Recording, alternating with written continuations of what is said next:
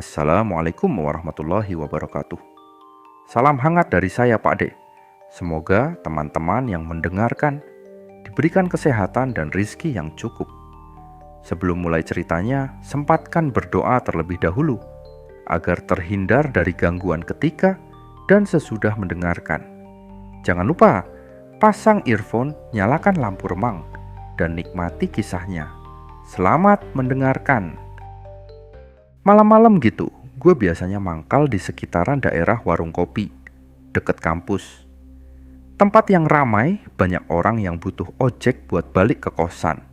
Tapi malam itu sepi banget. Mungkin karena udah lewat tengah malam, orang-orang pada males keluar. Gue liatin jam tangan, hampir jam 2 pagi. Udah siap buat pulang aja, tiba-tiba ada yang order lewat aplikasi. Gue terima, cek lokasi ke daerah yang agak jauh, agak masuk gang. Biasa ada aja sih yang butuh ojek ke tempat-tempat yang nggak biasa. Jadi ya gue jalan aja meskipun agak ragu, karena itu tempat nggak banyak orang lewat. Gue nungguin di depan rumah makan itu. Dari jauh, gue lihat ada seorang cewek jalan pelan ke arah gue. Dia pakai baju agak lusuh, kaki kanan diinjak-injak ke tanah, kayak nggak terlalu pede buat jalan cepet. Gue pikir, mungkin lagi capek atau abis beres-beres. Nggak ada yang aneh sih. Dia naik ke motor, gue kasih helm, dan gue langsung gas. Dari situ, suasananya langsung jadi beda. Di jalanan itu sepi banget. Yang ada cuma suara mesin motor gue dan sesekali angin dingin. Cewek itu diam aja. Gue coba ajak ngobrol, tapi cuma jawab seadanya. Mau kemana mbak? Udah malam nih, tanya gua. Coba nyari bahan obrolan. Ke tempat saya, jawabnya pendek, suaranya lemah. Nggak ada ekspresi apa-apa. Gue mikir, mungkin dia emang capek, jadi gue diam aja. Tapi ada yang ganjil. Jalanan yang biasanya ada suara motor atau orang, kali ini sunyi banget. Sampai tiba-tiba gue ngerasa seperti ada yang ngikutin dari belakang. Nggak ada kendaraan, nggak ada orang. Cuman suara napas gue sama mesin motor.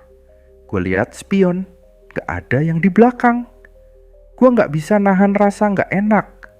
Tangan gue udah mulai dingin, napas agak berat. Cewek itu tetap diam, kayak gak ada yang aneh. Padahal gue bisa ngerasain ada yang gak bener. Gue muterin jalanan itu, belok kiri ke jalan kecil yang jarang dilewatin orang. Loh, gak salah mbak? Ini jalannya sepi banget, tanya gua. Udah mulai curiga. Kok nggak langsung ke tujuan? Dia cuma ngeliat gua, terus jawab pelan. Di sini pak. Gua ngerasa merinding banget. Sumpah matanya nggak berkedip, kayak ngeliat sesuatu yang gua nggak bisa lihat. Gua coba terus jalan, sampai akhirnya dia bilang, berhenti sini. Gua lihat ke sekitar, tempatnya gelap banget.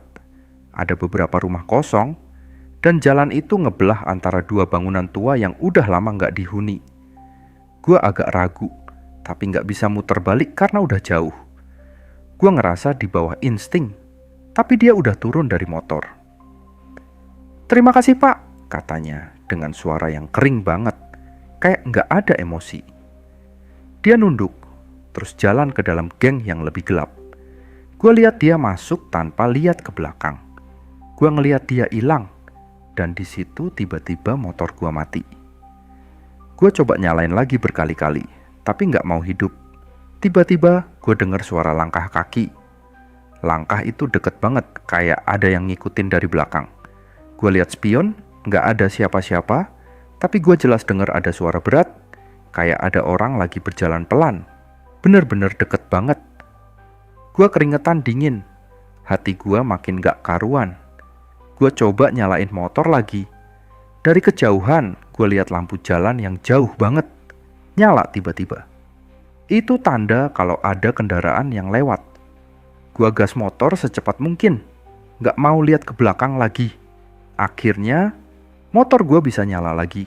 Dan gue langsung cabut. Gue lewat jalanan yang rame, menuju ke tempat biasa gue mangkal. Tangan gue masih gemeteran. Gue sampai di warung kopi. Nyantain diri sebentar, ngopi, sampai teman-teman ojek lain pada ngeliatin gue aneh. Pas gue cerita, teman-teman gue bilang, itu sih, cewek itu udah lama gak kelihatan. Dulu sering naik ojek, tapi katanya dia udah meninggal beberapa bulan lalu. Banyak yang bilang, dia gak pernah bisa tenang. Gue gak ngerti lagi bro. Gue cuma tahu satu hal. Selama gue jadi tukang ojek, itu salah satu kejadian yang bikin gue mikir panjang. Gak semua yang kita lihat itu benar-benar ada. Dan kadang, mungkin ada hal-hal yang gak bisa dijelasin, yang cuman bisa bikin kita ngerasa takut, bahkan setelah kejadian itu. Terima kasih sudah mendengarkan sampai akhir. Semoga cerita ini bisa mengisi waktu dan menjadi teman beristirahat di saat Anda lelah. Jangan lupa tinggalkan jejak di kolom komentar. Dan akhirus salam. Wassalamualaikum warahmatullahi wabarakatuh. Sampai jumpa di cerita selanjutnya.